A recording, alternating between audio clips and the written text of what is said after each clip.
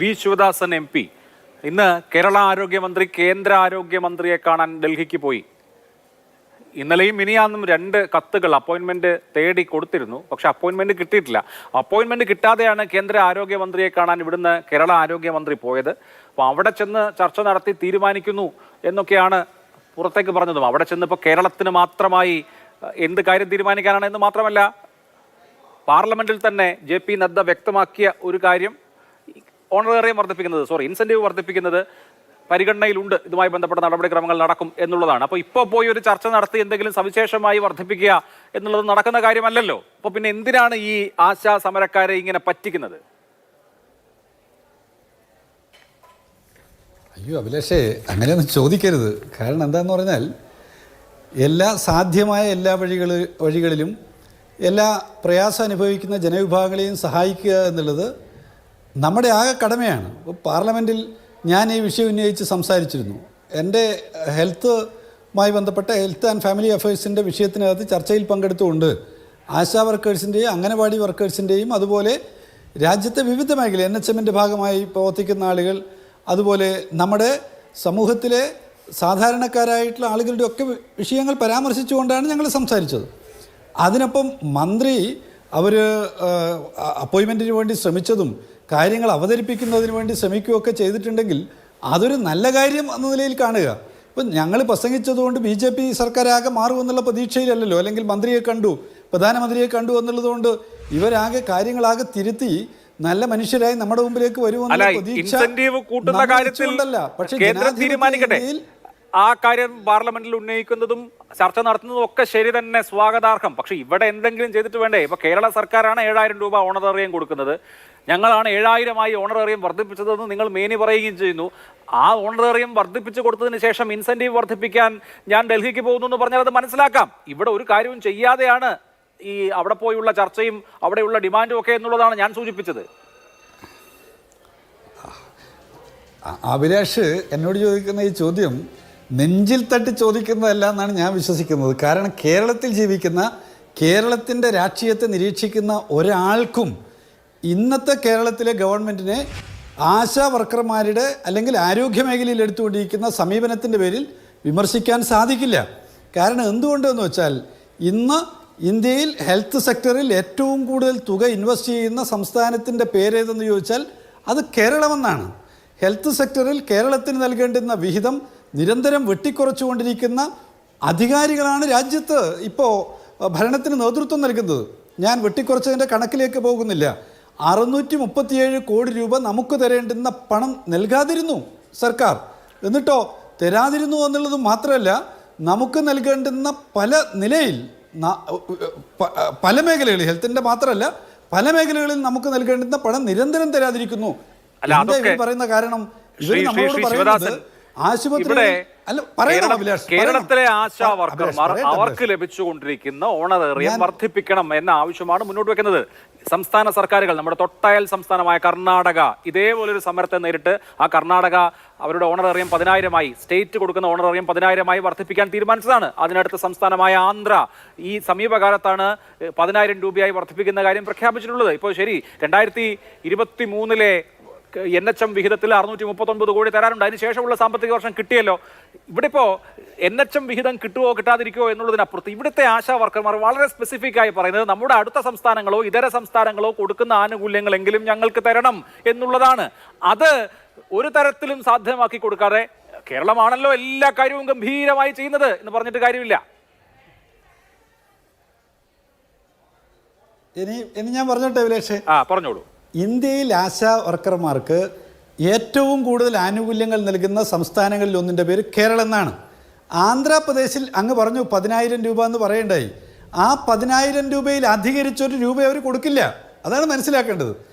എന്നാൽ കേരളത്തിൽ 13,000 രൂപ ശരാശരി വാങ്ങുന്നവരാണ് കേരളത്തിലെ ആശാ വർക്കർമാരെന്നുള്ളത് നാം മനസ്സിലാക്കേണ്ടതുണ്ട്. എന്നാൽ ആ തുക കൂടുതലാണ്, അതിലപ്പുറത്ത് കൊടുക്കാൻ പാടില്ല എന്നുള്ളതല്ല ഒന്നാമത്തെ. 2, ആശാ വർക്കർമാർക്ക് വർക്കർ എന്നുള്ള സ്റ്റാറ്റസ് കൊടുക്കേണ്ടത് ആരാണ്? അത് യൂണിയൻ ഗവൺമെൻറ്റാണ്. അപ്പോൾ യൂണിയൻ ഗവൺമെൻറ് നൽകേണ്ടുന്ന ആ സ്റ്റാറ്റസിനെ കുറിച്ച് ചർച്ച ചെയ്യുന്നില്ല. 1. 2 എന്താണ്? ആശാ വർക്കർമാർക്ക് ഇൻസെൻറ്റീവ് വർദ്ധിപ്പിക്കേണ്ടത് യൂണിയൻ ഗവൺമെൻറ്റാണ്. അത് പറയണം. നട്ടെല്ലോടുകൂടി അത് പറയണം. RSSന്റെയും BJPയുടെയും വാലായി നിന്നിട്ട് സംസാരിക്കുകയല്ല വേണ്ടത്. എന്താ ചെയ്യേണ്ടത്?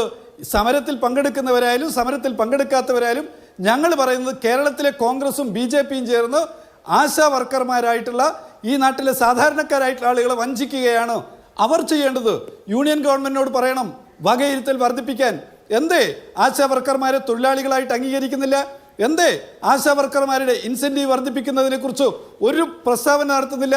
BJP നേതൃത്വത്തിലുള്ള സർക്കാർ കേന്ദ്രത്തിൽ അധികാരത്തിൽ വന്നതിന് ശേഷം എപ്പോഴാണ് ആശാ വർക്കർമാരുടെ അല്ലെങ്കിൽ മറ്റു മേഖലയിൽ ഉച്ചഭക്ഷണ പാചക തൊഴിലാളികളുടെ അംഗൻവാടി വർക്കർമാരുടെ അവരുടെ നൽകിക്കൊണ്ടിരിക്കുന്ന വേതനത്തിൽ ഒരു നയാ പൈസയുടെ വർധനവുണ്ടാക്കിയിട്ടുള്ളത് അറിയോ നിങ്ങൾക്ക്? ഉച്ചഭക്ഷണ പാചക തൊഴിലാളികൾക്ക് നിലവിൽ യൂണിയൻ ഗവൺമെൻറ് നിശ്ചയിച്ച് നൽകുന്ന ശമ്പളത്തെക്കുറിച്ച് 1200 രൂപയാണ് അവർക്ക് നിശ്ചയിച്ചിട്ടുള്ള തുക. ചർച്ച ചെയ്യണ്ടേ നമ്മളതും? 1200 രൂപ എന്ന് പറഞ്ഞാൽ ഇവിടെ ചർച്ചയിലിരിക്കുന്ന ആൾക്ക് അറിയോന്നറിയില്ല. എന്താണ് അത്? ഒരു മാസത്തേക്കുള്ളതല്ല. ഒരു മാസത്തേക്കുള്ള എന്തല്ല, ഒരു മാസത്തേക്കുള്ള ഓരോ ദിവസത്തെ അടിസ്ഥാനപ്പെടുത്തിയുള്ള 12,000-ലേക്കോ 36,000-ലേക്ക് പോകുന്നതല്ല. 2 ദിവസത്തിന് പോലും തികയാത്ത വേതനം ഒരു മാസത്തേക്ക് കൊടുക്കുകയാണ്. ഒരു മാസം 1200 രൂപ കൊണ്ട് ഉച്ചഭക്ഷണ പാചക തൊഴിലാളിക്ക് ജീവിക്കാൻ പറ്റുമോ? അംഗനവാടി തൊഴിലാളിക്ക് കൊടുക്കുന്ന എത്രയാണ്? അംഗനവാടിയിലെ വർക്കർക്ക് കൊടുക്കുന്ന പൈസ എത്രയാണ്? തികയോ? 2600 രൂപ കൊടുത്താൽ 1750 രൂപ കൊടുത്തു കഴിഞ്ഞാൽ അംഗനവാടിയിലെ ജീവനക്കാർക്ക് ജീവിക്കാൻ പറ്റുമോ? ആശാ വർക്കർമാർക്ക് കൊടുക്കുന്ന വേതനം വിശദമായി ചർച്ച ചെയ്യാം. ഇതേ വിഭാഗങ്ങൾക്ക് ശരി, കേന്ദ്രം കൊടുക്കുന്നതിലെ അപര്യാപ്തത താങ്കൾ ചൂണ്ടിക്കാണിച്ചത് ശരി. അതേ അപര്യാപ്തത രാജ്യം മുഴുവൻ തുടരുമ്പോഴും ഇതേ വിഭാഗങ്ങൾക്ക് കൂടുതൽ കൊടുക്കുന്ന അല്ലെങ്കിൽ സോഷ്യൽ സെക്യൂരിറ്റി കൊടുക്കുന്ന സംസ്ഥാനങ്ങളുണ്ട്. ആശാ വർക്കർമാർക്കും അംഗൻവാടി വർക്കർമാർക്കും ഒറ്റത്തവണ വിരമിക്കൽ ആനുകൂല്യമായി 5 ലക്ഷം പശ്ചിമ ബംഗാൾ സർക്കാർ പ്രഖ്യാപിച്ചിട്ടുണ്ട്. ഹരിയാനയിൽ വിരമിക്കൽ ആനുകൂല്യമുണ്ട് 2 ലക്ഷം രൂപ. ഇതൊക്കെ അതാത് സംസ്ഥാനങ്ങൾ കൊടുത്തിട്ടുള്ളതാണ്. ഇതൊന്നും കേരളം കൊടുക്കുന്നില്ല. ഇതൊക്കെ കൊടുക്കണമെന്ന് ഈ സമരക്കാർ ആവശ്യപ്പെടുന്നുണ്ട്. എല്ലാ കേന്ദ്രത്തിന്റെ തലയിൽ വെക്കല്ലേ? അഭിലാഷ് ഒന്ന് കൂട്ടിച്ചേർക്കട്ടെ. അഭിലാഷിന്റെ വളരെ കൃത്യമായിട്ടുള്ള ചോദ്യമാണത്. ഹരിയാന എടുക്കാം. അഭിലാഷ് ഹരിയാന എടുക്കൂ. എന്നിട്ട് അഭിലാഷ് ഒരു ചെറിയ വ്യക്തത കാണാം. അഭിലാഷെ എത്ര രൂപയാണ് അഭിലാഷെ ഹരിയാനയിൽ കൊടുക്കുന്ന അവരുടെ പിന്നെ ഓണററി എത്ര രൂപയാ? നമുക്ക് അങ്ങോട്ടും ഇങ്ങോട്ടും ചെറിയ സംസാരം. എത്ര രൂപയാ അഭിലാഷേ? 6000-ൽ പരം രൂപ. ഹരിയാനയുടെ ഉത്തരവ് എന്റെ കയ്യിലുണ്ട്. 6000 ചില്ലറ രൂപയാണ്. 6100 രൂപ കേരളം കൊടുക്കുന്ന അതേ പൈസ 6100 രൂപയാണ്. 6100 രൂപയാണ് സംസ്ഥാന ബജറ്റിൽ നിന്ന് ഹരിയാന കൊടുക്കുന്നത്. അതുകൂടാതെ 3000 രൂപ കേന്ദ്രത്തിന്റെ incentive, fixed incentive plus variable incentive. അതായത് കേരളം കൊടുക്കുന്ന 13,000-ന് സമീപത്തുള്ള തുക ഹരിയാനക്കാർക്കും കിട്ടുന്നുണ്ട്. 6100 രൂപയാണ് സ്റ്റേറ്റ് ബജറ്റിൽ നിന്ന് അല്ലെങ്കിൽ സ്റ്റേറ്റ് ഓണറേറിയമായിട്ട് ഹരിയാന കൊടുക്കുന്നത്. അഭിലാഷേ അതെങ്ങനെയാ അഭിലാഷേ? ഹരിയാനയിൽ 6200 3000 ചേർത്താൽ 10,000 ചുവടെയല്ലേ വരുന്നുള്ളൂ? അല്ല, അതിന് ഫിക്സഡ് ഓണറേറിയവും അതുപോലെ തന്നെ ഈ പറഞ്ഞ 6100 രൂപ ഓണറേറിയവും കഴിഞ്ഞ് പിന്നീട് വേരിയബിൾ ഇൻസെന്റീവ് ഉണ്ടല്ലോ. ആ വേരിയബിൾ ഇൻസെന്റീവ് കൂടി ചേർത്ത് കഴിഞ്ഞാൽ 10,000-ന് മുകളിൽ പോകും. അതുപോലെ അല്ല അഭിലാഷ്, അല്ല, ഹരിയാനയിൽ കിട്ടുന്നതിനേക്കാൾ ഹരിയാനയിൽ ഒരാൾക്ക് 11,000 രൂപയിലധികം ഒരാൾക്കും കിട്ടുന്നില്ല അവിടെ. എന്നാൽ ഇനി രണ്ടും കൂടി കൂട്ടിച്ചേർക്കാം. കേരളത്തിൽ അവർക്ക് കിട്ടുന്നതിനേക്കാൾ 2000-ലധികം രൂപ ഒരു ആശാ വർക്കർക്ക് കിട്ടും. ഒരു മാസം 2000-ലധികം. പിന്നെ കേരളത്തിലെ ആശാ വർക്കർമാരുടെ നമ്പറും ഹരിയാനയിലെ ആശാ വർക്കർമാരുടെ നമ്പറും കൂടി കൂട്ടുക. എന്നിട്ടോ അതിനോടൊപ്പം എന്ത് ചെയ്യുക? ഹരിയാനയിലെ ജനസംഖ്യയും കേരളത്തിലെ ജനസംഖ്യയും ഒന്ന് മനസ്സിലോർമ്മിക്കുക. എന്നിട്ട് ഒന്നുകൂടി ഞാൻ കൂട്ടിച്ചേർക്കുകയാണ്. ഒരാശാ വർക്കർ 20 വർഷമാണ് ജോലി ചെയ്യുന്നതെങ്കിൽ കേരളത്തിൽ പ്രവർത്തിക്കുന്ന ഒരാശാ വർക്കർക്ക് ഒരു വർഷം തന്നെ ഏകദേശം 20,000 രൂപയോളധികം കിട്ടുകയാണ്.